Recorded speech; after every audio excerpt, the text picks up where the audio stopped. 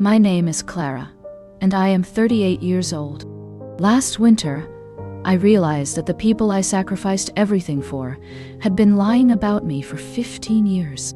For 15 years, I sent my parents $2,000 every single month, which is a total of $360,000. I never missed a single payment, even during the years when I had to work 2 jobs to make it happen.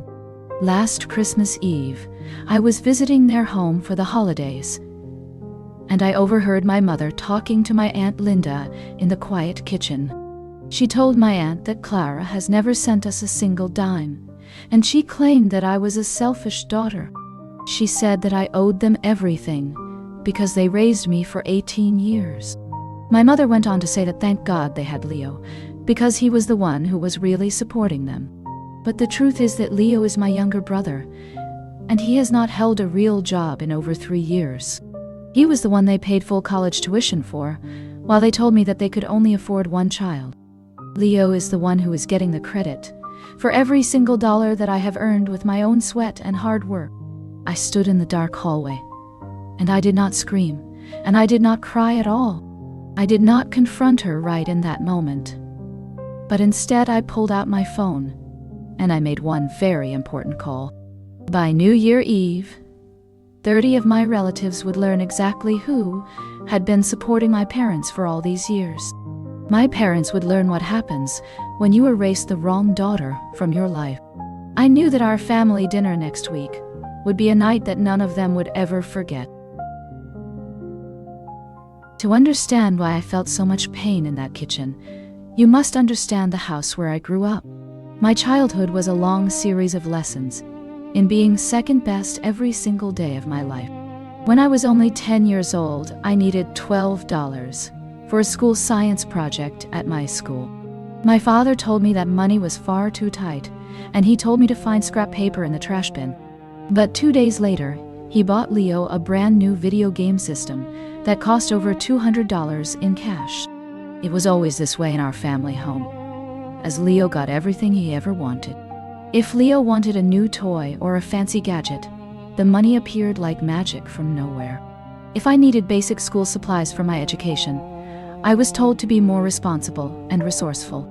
I learned to work for every single penny I had from a very young age. By the age of 14, I was working at a local diner. Every evening after my classes ended at school, I saved every dollar because I knew that my parents would never help me with my future goals. When I graduated from high school with the highest honors, they did not even attend the ceremony. They told me that Leo had a baseball game that was much more important for his growth. I stood on that stage alone while my parents cheered for my brother across the city. I had bought my own graduation dress with money I saved from cleaning dirty tables. It was a simple blue dress, but I felt like a queen for one moment. When I looked into the audience and saw 2 empty chairs, that feeling vanished very quickly. My mother told me later that Leo needed his parents there because sports are very competitive. She said academic awards are just pieces of paper, but a home run is a memory that lasts forever. I realized then that my worth in that house was 0. I was just a ghost, waiting for the chance to escape. When it was time for university, I sat at the kitchen table with an acceptance letter from my dream school. I told my father that the tuition was $12,000 a year, and I hoped he would be proud. He did not even look up from his coffee, and he told me that money was reserved for his son. He said that they could only afford to send 1 child to college, and they chose Leo because he was the boy. He told me that a man needs a degree to support a family one day, but a girl just needs to find a good husband. My mother nodded her head and told me that girls always find a way to survive on their own. So I found a way to survive, and I took out massive student loans, and I worked 3 part-time jobs. I worked as a waitress, a cleaner, and a library assistant while taking full classes every semester. I slept only 4 hours a night for 4 long and exhausting years. My parents never called to check on me or to ask if I had enough food to eat. They only called to tell me that Leo needed more money for his social life at his expensive school. When I finally graduated and got my first high-paying job, I sent them $500 as a thank you gift. My mother called me and complained that it was not enough for their needs. She told me that Leo was struggling and he needed a new car to get around town. She made me feel guilty until I increased the amount to $10,000, and then finally $2,000 every single month. I thought I was paying back a debt of love, but I was just being robbed of my own life and my own future.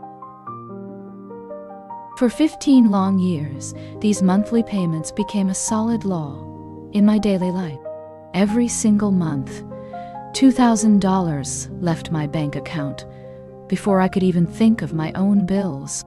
I did the math recently, and I realized I have given them $360,000 in total. I worked late nights at the office and I skipped my own vacations to make sure that money was always there on time. Meanwhile, Leo continued to live a life of complete and total leisure without any worries. He tried several expensive hobbies, and he started small businesses that always failed within a few months of opening. My parents never criticized him for any of these many failures. Instead, they told everyone that Leo was a creative genius who just needed a bit more time to succeed in the world. He has not held a real job in over 3 years, but he always had the newest clothes and the latest mobile phone. I realized much later that he was living off the money I was sending home to our parents every month. They were taking my hard-earned salary and handing it directly to their favorite son, Leo. My husband, Grant, was the only person who saw the truth of the entire situation. He watched me exhaust myself for over a decade, while my family treated me like a bank machine. He often asked me why I kept doing it, and I always told him that I owed them for raising me. I did not realize that I was paying a debt that was a complete and total lie from the start. The moment I heard my mother call me selfish on Christmas Eve, something inside my heart finally snapped. The woman I had supported for 15 long years was telling the family that I had never given them a single dollar. I walked out to the driveway where the air was freezing, and my breath was like white smoke in the dark. I pulled out my phone and I called my professional accountant, Clara Thompson. I apologized for calling her on a holiday, but I told her I needed every bank statement from the last 15 years of my life. I wanted every single transfer to my parents, highlighted and clearly documented for the world to see. I told her I wanted it all notarized and organized into a professional report for me. Clara Thompson was quiet for a second because she knew exactly how much money we were talking about today. She promised to have everything ready for me within 48 hours. When I hung up the phone, I felt a strange and deep sense of peace. I went back inside the warm house and I looked at my parents while they laughed and joked with Leo. They were praising him for his supposed business success, while they ignored me completely. They did not see a daughter. When they looked at me, they only saw a source of income that they could use and insult whenever they felt like it. I looked at my husband, Grant, and he gave me a small nod of support. He knew that I was finally ready to fight for my own dignity and my own future. The days between Christmas and the New Year were some of the darkest and most painful moments of my entire life. I sat in my home office for hours at a time, staring at the cold rain against the window and feeling like a complete stranger in my own skin. Every memory I had of my childhood and every holiday I spent with my family now felt like a cruel and calculated lie. I kept thinking about the look on the face of my mother when she told Aunt Linda that I never sent them a single dime. It was so easy for her to erase 15 years of my labor and my sacrifice without even blinking an eye. I thought about the $360,000 and all the things that money could have done for my husband, Grant, and me. We could have paid off our mortgage or started a college fund for the children we want to have in the future. Instead, I gave it all to people who thought I was a burden and a disappointment. I felt a deep sense of betrayal that burned in my chest like ice. Every time my phone buzzed with a fake and sweet text from my mother, I felt sick to my stomach. She was acting like everything was perfect, while she was probably already planning how to spend the next $2,000. I finally realized that my parents did not love me for who I was as a daughter. They only loved the comfort and the luxury that my hard work provided for them. I was not a person to them. I was just a monthly check that they felt they were entitled to receive every month. On the morning of December 28th, Sarah Thompson called me to say that the documents were finally ready for me to pick up. Her voice was very heavy and professional, but I could tell that she was deeply disturbed by what she had found in the records. She told me that she had been the accountant for our family for a long time, but seeing the total sum in black and white was shocking even for a professional like her. She had organized every single wire transfer and every check I had ever written to my parents since the year 2009. There were 47 pages of proof in total, and each page was a record of my life and my labor. When I went to her office to pick them up, the folder felt like a heavy weight in my tired hands. It was not just paper and ink. It was the physical evidence of every late night at the office and every holiday I missed just to earn that money. I sat in my car in the parking lot, and I began to flip through the pages slowly. I saw the $500 I sent when I was only 23 years old and struggling. I saw the $1,000 I sent when I received my first big promotion in the city. I saw the steady and unbroken stream of $2,000 every single month for the last 10 years of my career. Every single page was notarized and stamped by a professional authority. It was the truth that my mother could never deny or twist with her lies again. I realized that for 15 years, I had been trying to buy my way into a family that did not want me, unless I was paying their bills. I looked at the totals at the bottom of the last page, and I felt a surge of strength. $360,000. It was more than enough to buy my freedom. I spent the next 2 days in a state of quiet and cold determination. I bought 30 large yellow envelopes from the local office supply store near my house. I spent many hours at the copy shop making 30 copies of those 47 pages of bank statements. I wanted every single relative at that New Year Eve dinner to see the truth for themselves. My mother had spent years telling everyone that I was selfish and ungrateful. She had spent years making Leo look like a hero to everyone in the family. I knew that my words alone would not be enough to fix my reputation. I needed the cold and hard facts from the official bank records. My husband Grant helped me stuff each of the 30 yellow envelopes. He looked at me, and he said that he was very proud of me for standing up for myself. He knew how hard this was for me, because I always wanted to be the perfect daughter. But that perfect daughter was finally gone forever. I was a woman who was done being lied to by her own flesh and blood. I was a woman who was reclaiming her own life and her own dignity. We packed the heavy envelopes into a large bag, and we hid them in the trunk of our car. Every time I thought about backing out, I remembered the voice of my mother. I remembered her laughing about how much I owed them for raising me. That debt was a lie, and they were the ones who owed me. They owed me 15 years of peace and honesty. The drive to the house of my parents on New Year Eve was very silent and cold. Snow was falling in heavy white flakes, and the world looked very peaceful. But inside my heart, there was a storm that was ready to explode at any moment. Grant held my hand the whole way to the house. He told me that no matter what happened inside that home, we were a team. He told me that we were leaving the past behind us tonight. When we pulled into the driveway, I saw that the house was glowing with lights.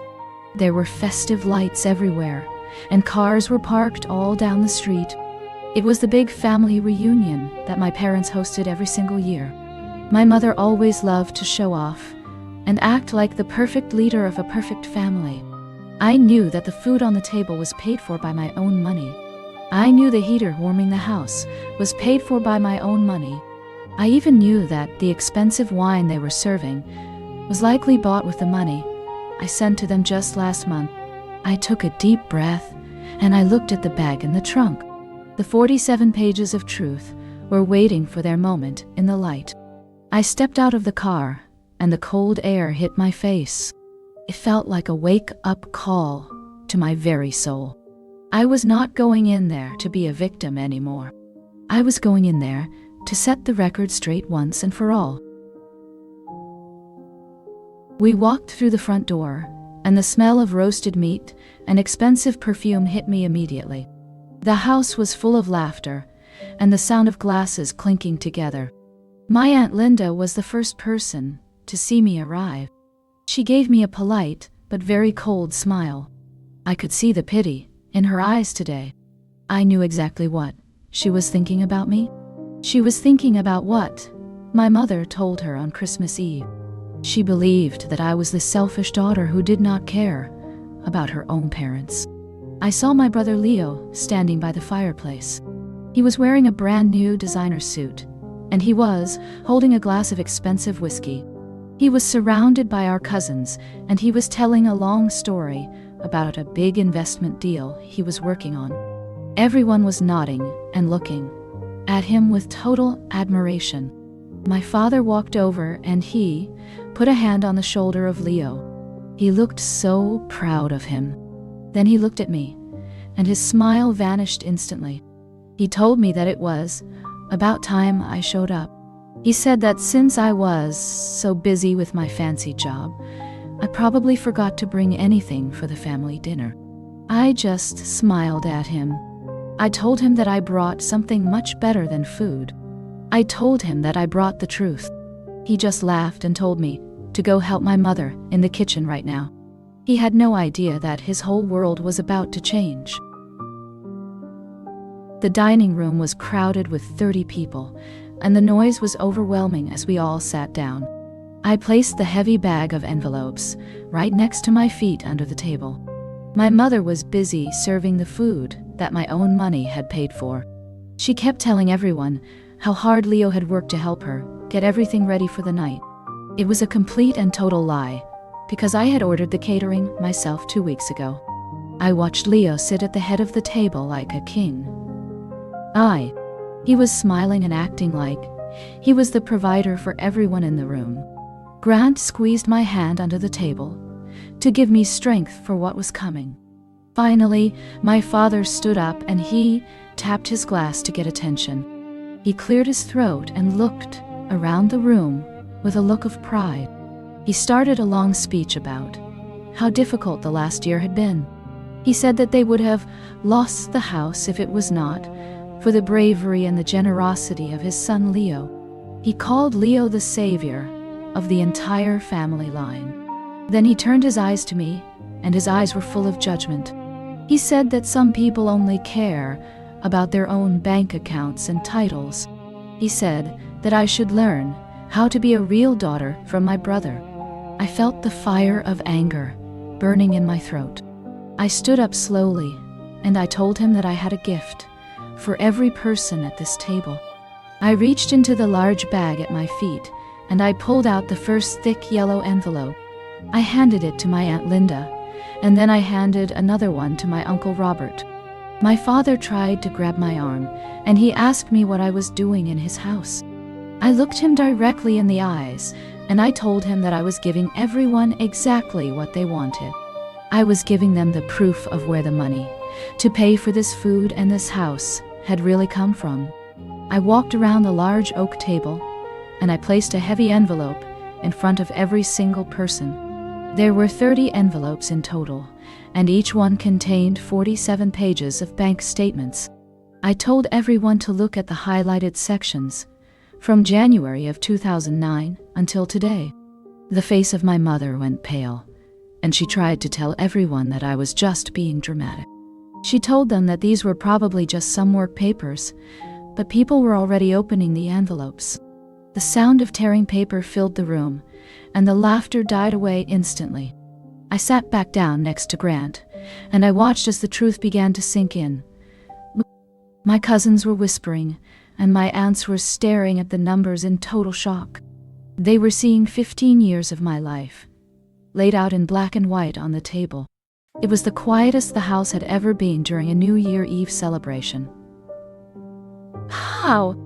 I felt a strange sense of relief, as the weight of the lie was finally lifted from my shoulders. I was no longer the invisible daughter who paid for everything in silence. I was a woman who had finally found her voice. Aunt Linda was the first person to speak, and her voice was shaking with anger and confusion. She looked at the face of my mother and asked if it was really true that I had sent $2,000 every single month. She read the total amount out loud, and everyone heard the words, $360,000. The entire room gasped at the same time, and all eyes turned to my brother Leo. Leo was trying to look at his phone, but his hands were trembling so much that he dropped his whiskey glass. It shattered on the floor, but nobody moved to clean it up. My father stood up and shouted that these papers were fakes, and that I was trying to ruin the reputation of his son. But I had prepared for that, and I told everyone to look at the official notary stamp on every single page. I told them that Sarah Thompson, who is the longtime accountant of our family, had verified every single transaction. The mother of Leo started to cry, but they were not tears of sadness for me. They were tears of embarrassment, because her long game of lies was over. She had spent 15 years making everyone believe that I was a failure and that Leo was a hero. Now everyone knew that the hero was a fraud, and the failure was the one who had kept them all afloat. I looked at the relatives I had known my whole life, and for the first time, I saw them looking at me with real respect. Leo finally looked up from the broken glass, and he tried to say that he was planning to pay me back very soon. He claimed that he was just borrowing the money to build a future for the entire family. I laughed at him, and I asked him why he needed a designer suit and a brand new car to build a future. I asked him why he never mentioned this debt when he was bragging about his investments to our cousins earlier tonight. The room remained silent as he struggled to find an answer that did not make him look like a thief. My Aunt Linda pointed to a page in the report, and she asked why the money was often transferred directly to the personal account of Leo. My mother tried to interrupt, but my Uncle Robert told her to be quiet for once. People were starting to realize that they had been manipulated for over a decade. They had been looking down on me and praising a man who was stealing from his own sister. Leo looked at our father for help, but even my father could not find a way to defend him this time. The weight of the 47 pages was too much for any of their lies to survive. I told Leo that he did not owe me money because I never expected a parasite to pay me back. I told him that what he owed me was the 15 years of my life that he and my parents had stolen. I saw the shame on his face, and it was the best gift I had received in a long time. I stood at the head of the table and looked at the stunned faces of my parents. The festive dinner was cold, and the room felt like a courtroom. I told them very clearly that the monthly payments of $2,000 ended tonight. I explained that my bank account was no longer a charity for people who did not respect me. My mother began to wail, and she asked how they were supposed to pay for the mortgage and the utilities. I told her that perhaps her hero son Leo could finally put his designer suits to work. Leo looked at the floor in silence while our relatives whispered about the total betrayal they had just witnessed. I told my father that he no longer had to worry about a selfish daughter because I was leaving their lives for good. The house that I had paid for felt like a prison, and I was finally walking out the front door. Grant stood by my side, and he gathered our things with a calm look of pride. I told my family that they should spend the rest of the night reading those 47 pages of truth. My mother tried to grab my hand, but I pulled away and told her that she had already sold her daughter for a lie. We walked out into the freezing night air, and I felt lighter than I had in 15 years. The heavy burden of their greed was no longer mine to carry through the snow. As Grant and I walked to the car, we could hear the shouting start inside the house. Aunt Linda was the loudest because she felt like a fool for believing the lies of my mother for so long.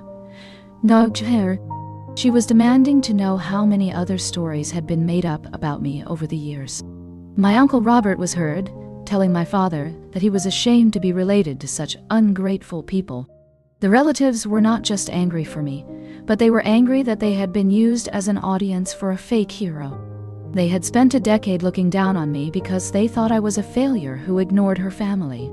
Now they realized they had been praising a thief while the real provider was treated like an outcast. I sat in the passenger seat and I watched the silhouettes of my family arguing through the frosted windows. My father was trying to defend himself, but nobody was listening to his excuses anymore. The truth had destroyed the perfect image they had spent 15 years building for Leo. I felt a strange sense of satisfaction, knowing that they would have to explain themselves to everyone they knew. The social standing of my parents in the community was ruined, and they only had themselves to blame for the fire. I looked at Grant, and he told me that the storm was finally over for us. We drove away from the glowing lights, and I did not look back at that house a single time. The morning after the dinner brought a wave of desperate phone calls and messages that I chose to ignore. My mother left 10 voicemails begging me to reconsider the mortgage payment because the bank was already sending notices. She sounded like a different person without her mask of pride, and her voice was thin and shaking with fear. Leo actually had the nerve to send me a long email blaming me for ruining his business reputation in front of the cousins. He claimed that my dramatic display had scared away potential investors who were sitting at that very table. I laughed because we all knew those investors were just relatives who were tired of his constant lies. My husband Grant watched me delete each message one by one, and he told me that I was doing the right thing for our own peace. The family group chat was a battlefield where Aunt Linda kept posting screenshots of the bank statements I had provided. She was demanding that my parents apologize to me publicly before she would ever speak to them again. My father tried to call Grant to get him to talk some sense into me, but Grant told him that he was late by 15 years. The walls were finally closing in on the comfortable life they had built on my hard work and my silent sacrifice. I spent the afternoon blocked in my house, while the world they knew fell apart in the snow. For the first time in 15 years, I woke up without the heavy pressure of providing for people who hated me. I looked at our bank account, and I saw the $2,000 that would have gone to my parents sitting there for our own future. Grant and I sat in our kitchen, and we started planning the vacation we had put off for over a decade. We talked about buying a new car and finally fixing the roof of our own house instead of theirs. I felt like a massive weight had been lifted off my chest, and I could finally breathe the cold morning air. My mother showed up at my front door 2 days later, looking older than I had ever seen her before. She was not wearing her expensive jewelry or her fancy coat, because she probably realized those things were bought with my stolen labor. She stood on the porch, and she told me that she was sorry for the things she said to Aunt Linda in the kitchen. She claimed that she only said those things to protect the ego of Leo because he was so fragile. I told her that her loyalty to a lazy son had cost her a daughter who would have done anything for her. I told her that an apology without a refund of $360,000 was just empty noise. I closed the door and I did not feel any guilt because the daughter who cared was gone forever. Leo quickly realized that his life of luxury was over the moment my bank transfers stopped. Without my $2,000 every month, he could no longer afford the payments on his fancy car or his expensive gym membership. He called me from a blocked number, and he tried to sound like he was the victim of a great injustice. He told me that I was being cruel to my own blood, and that a sister should always support her brother. I reminded him that I had supported him for 15 years, and it was time for him to support himself. I asked him how it felt to finally have to look for a real job like everyone else in the world. He stayed silent for a long time before he started shouting that I was a heartless monster. I simply hung up the phone, and I blocked every single way he had to reach me. Grant told me that Leo was spotted at a local grocery store, filling out an application for a part-time position. The man who acted like a king at the New Year Eve dinner was now begging for minimum wage. My parents were forced to sell the designer furniture I bought them, just to keep the lights on in their house. The house was too quiet now, and the neighbors were starting to gossip about the sudden downfall of the perfect family. I felt a sense of justice knowing that Leo was finally learning the value of $1. The rest of the family continued to side with me. As the full truth of the past 15 years became common knowledge, Aunt Linda organized a lunch with some of our cousins, and they all apologized for the way they had treated me. They admitted that my mother had painted a very ugly picture of my life to make Leo look better. One cousin told me that my mother had even claimed I was jealous of the success of Leo. We all laughed because we knew now that his success was just a mountain of my hard-earned money. I felt a deep sense of healing as I sat with people who finally saw me for who I really was. I was no longer the selfish daughter or the distant relative who only cared about her career. I was the woman who had carried an entire family on her back without ever asking for a thank you. Grant and I spent the weekend looking at travel brochures for a long trip to Europe in the spring. We decided that the $360,000 I lost was a very expensive lesson in boundaries. I told Grant that I was finally happy, and that the silence from my parents was the best gift they ever gave me. I looked at the snow falling outside, and I did not feel any coldness in my heart anymore. The storm had passed, and I was standing on solid ground for the first time in my life. The reality of their financial situation hit my parents like a freight train just 2 months after the dinner. Without my $2,000 every month, they could not manage the massive property taxes and the upkeep of that large house. My father tried to take out a personal loan, but his credit score was ruined because he had relied on my money for too long. He had to place a large for sale sign in the front yard, where the festive lights used to hang every winter. My mother called me from a public phone booth, crying that they were going to be homeless because of my stubbornness. She begged me to pay just 1 more month of the mortgage so they could find a smaller apartment. I told her that she should have thought about their home before she tried to destroy my reputation with her lies. I suggested that they move into a small rental with Leo and share the costs of living together as a family. She told me that Leo was refusing to help because he said the house was not his responsibility. It was a bitter irony that the son they had protected for 30 years was the first one to abandon them in their time of need. I hung up the phone, and I looked at the beautiful new garden furniture I had just bought for my own home. I was finally investing in my own life instead of funding a house full of people who did not love me. One Tuesday afternoon, Leo showed up at my office building, looking disheveled and very angry. He had lost his designer suit, and he was wearing an old jacket that looked far too small for him. He pushed past the receptionist and he started screaming that I had stolen his inheritance by turning our parents against him. He claimed that the $360,000 I sent was actually a gift for his future businesses. I stood up from my desk and I told my assistant to call security immediately. I looked at my brother and I told him that he was 32 years old, and it was time to grow up. I told him that he had never earned a single dollar in his life, and he was nothing more than a common thief. Security arrived, and they grabbed him by the arms to escort him out of the building in front of all my colleagues. He was shouting threats and insults until the elevator doors closed on his red face. I sat back down, and I felt a strange sense of calm instead of the usual fear. I realized that Leo no longer had any power over me because I had stopped feeding his delusions of grandeur. My boss came into my office and asked if I was okay after the scene my brother had caused. I told her that I was better than okay because I had finally taken out the trash. That evening, Grant and I celebrated with a quiet dinner, and we did not mention the name of Leo a single time.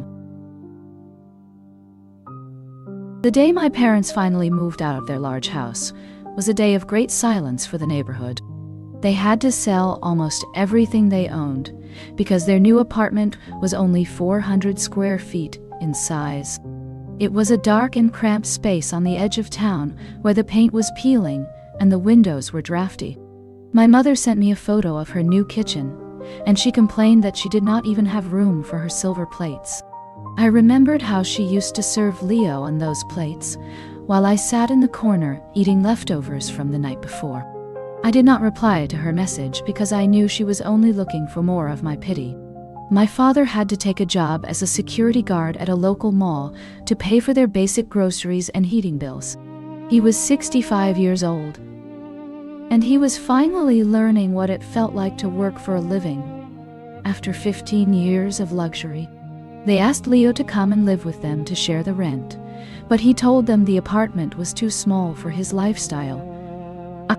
He preferred to sleep on the couches of his few remaining friends rather than help the people who gave him everything. I sat in my spacious living room with Grant, and I felt a deep sense of poetic justice in the air. The roles were finally reversed, and the truth was now the only thing they had left to live with. I ran into Aunt Linda at a local coffee shop a few weeks after the big move, and she looked much happier than before. She sat down with me, and she told me that she had officially stopped speaking to my mother after another long argument about money. She revealed a secret that I had never known during all those years of my sacrifice and hard work. She told me that my parents had actually inherited $50,000 from a distant relative 5 years ago. Instead of using that money to pay off their mortgage or help me with my loans, they gave it all to Leo for a failed business trip to Europe.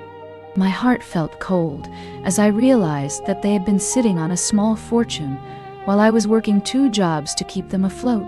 They had watched me struggle and cry from exhaustion while they handed bags of cash to their favorite son in secret.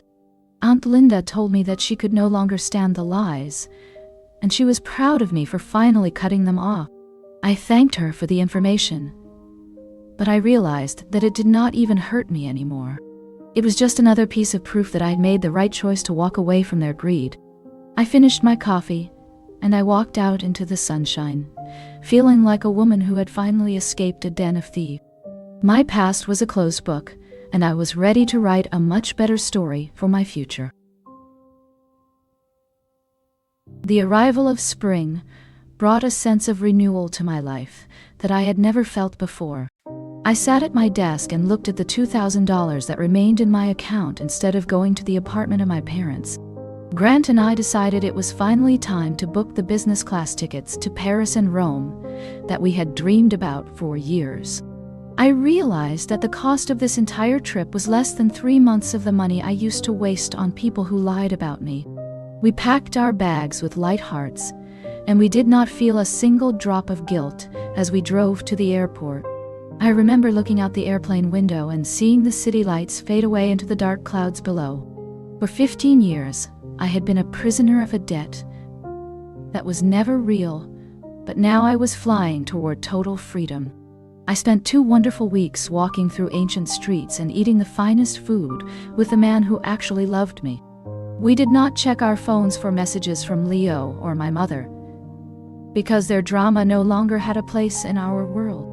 I bought a beautiful gold necklace for myself in a small shop in Italy as a symbol of my own worth.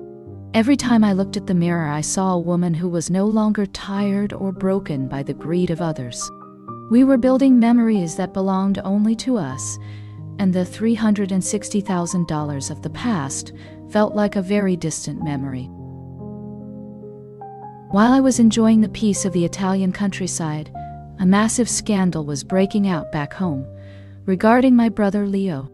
It appeared that he had tried to start one last fake investment scheme to pay for his mounting debts and his expensive habits. He had borrowed $20,000 from a group of dangerous people by promising them a return that did not exist. When he could not pay the money back, they went to the police, and Leo was arrested for fraud and grand larceny. My mother called me 50 times in a single day, screaming that I had to pay for his legal defense and his bail money. She told me that if Leo went to prison, it would be my fault for not supporting him when he was down. I listened to her voice for exactly 10 seconds before I told her that Leo was finally where he belonged. I told her that a 32-year-old man should know the consequences of stealing from others. I refused to spend a single penny on a lawyer for a man who had spent his whole life living off my blood and sweat. My father tried to sell his old car to raise the money, but it was not nearly enough to save his favorite son this time. The family name that they cared about so much was now dragged through the mud of the local newspapers. I realized that the protection I provided for 15 years was the only thing that had kept Leo out of trouble for so long. Now the world was finally seeing the true character of the man they had praised as a hero. While I was still away in Europe, my parents tried to bypass my silence by cornering my husband Grant at his office. My father stood in the lobby with a hat in his hand, looking like a broken man who had lost everything. He told Grant that the legal fees for the case of Leo were now over $10,000, and they were desperate. My mother was crying in the background and saying that Clara must have some heart left for her only brother. Grant looked at them with a very calm and steady expression because he had watched my pain for 15 years. He told my father that he was not a bank and that his loyalty belonged only to his wife. He reminded them of the Christmas Eve in the kitchen when they called me selfish while I was paying their bills. Grant told them that the vault was closed forever and that they should be grateful I did not sue them for the money back.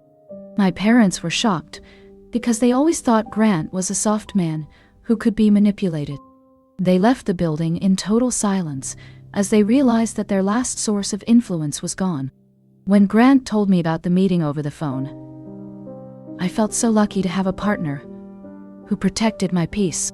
I realized that the walls of my new life were strong enough to keep out any storm they tried to create. We were no longer victims of their guilt trips, and we were finally free to enjoy our own success. The court finally reached a decision, and Leo was sentenced to 2 years in a minimum security prison for his crimes. The judge told him that his history of living off others was a sign of a deep lack of character and responsibility. My mother and father sat in the back of the courtroom alone because not a single relative showed up to support them. Aunt Linda and the rest of the cousins had completely cut ties with the branch of the family that lived on lies. After the sentencing, my parents returned to their tiny apartment, which now felt like a very cold and lonely place. They had no money for the heating bill, and the small space was filled with the silence of their own regrets.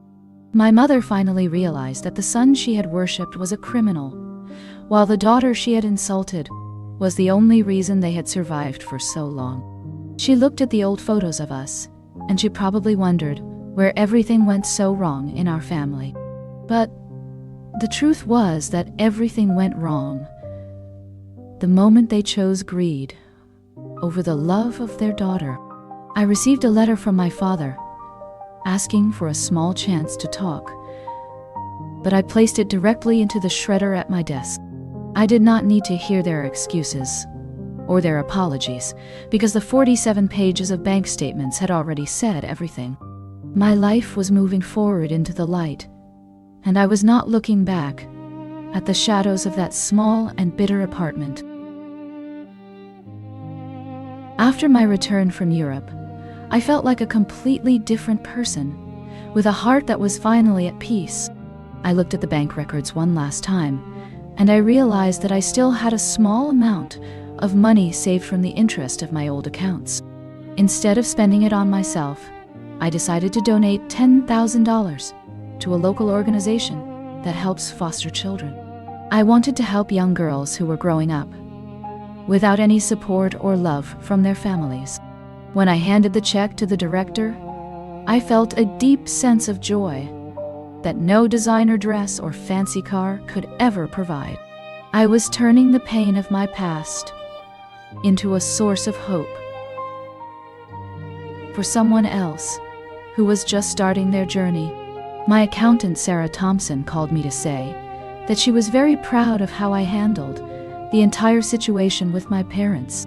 She told me that she had never seen someone stand up for their own dignity with so much grace and strength. Grant and I spent our evenings talking about our own future children and the values we wanted to teach them. We promised that we would always love them for who they are and not for what they can provide for us. My life was no longer defined by the $360,000 that I had lost to greed. It was defined by the love I had for my husband and the kindness I could now show to the world. I was finally building a legacy that was based on truth instead of a lie. Today, I am standing on the balcony of my own home, watching the sunset paint the sky in gold and purple. It has been exactly 1 year since that fateful New Year Eve dinner when I handed out those 30 envelopes. Leo is still serving his time in prison, and I hear that he is finally learning how to work in the laundry room for a few cents an hour. My parents are still living in their small apartment, and they have stopped calling me because they know my answer will always be silence. I do not hate them anymore, because hate is a heavy burden that I no longer wish to carry in my soul. I have forgiven myself for being so blind for 15 years, and that has been the greatest gift of all. My husband Grant walked out to the balcony, and he put his arm around my waist to tell me that dinner was ready. We are expecting our first child in the summer, and I already know that she will never have to work a single day to earn the love of her parents. My story is no longer a tragedy about a girl who was used by her family, but a triumph of a woman who found her worth.